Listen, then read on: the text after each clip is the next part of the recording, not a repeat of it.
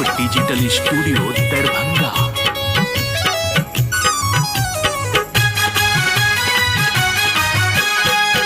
गोल गोल बात बनाकर इश्क के जाल बनाकर, गोल गोल बात बनाकर इश्क के जाल बनाकर ला गई छे तू बरसियान के। हे गेरिया तो हरकत पिया तोरे पर सबके ध्यान गे। हे गेरिया तो हरकत पिया तोरे पर सबके ध्यान गे।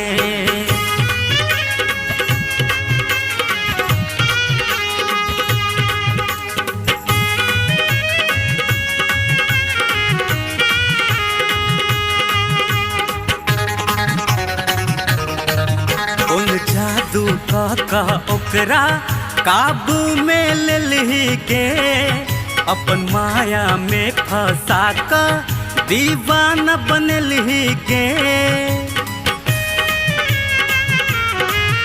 उन जादू का ओकरा काबू में ले ली के, अपन माया में फंसा का दीवाना बन ली के। कि देखा का ओकरा अलग के लिए अपना सा ओकरा तू दूर के लिए लागई छे तू तो डान के। हे गेरिया तो हरकत पिया तोरे पर सबके ध्यान दे। हे गेरिया तो हरकत पिया तोरे पर सबके ध्यान गे।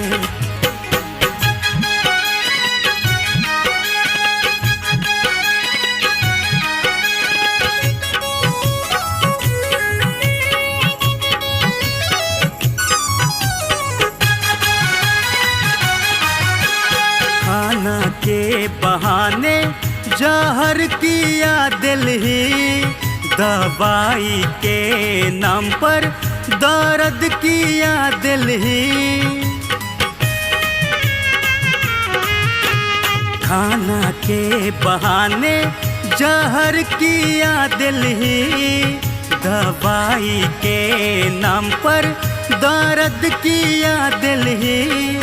कोनो जानम के बदला तू ले ली ओकरा सा, अहि काज के कीमत तू ले ली ककरा सा। सुई चुभा का ले ली जान गे। हे गेरिया तो हरकत पिया तोरे पर सबके ध्यान गे। हे गेरिया तो हरकत पिया तोरे पर सबके ध्यान गे।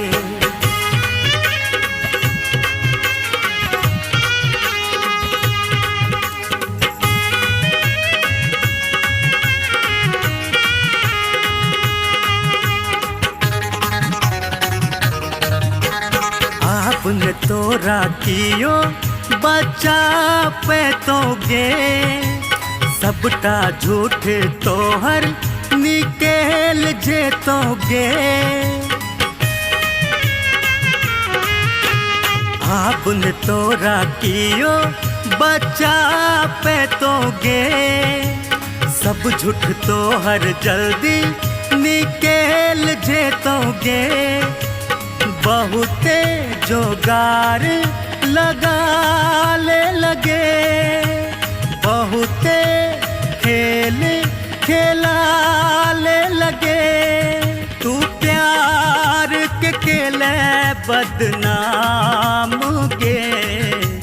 हे गेरिया तो हरकत पिया तोरे पे सबके ध्यान गे। हे गेरिया तो हरकत पिया तोरे पे सबके ध्यान गे।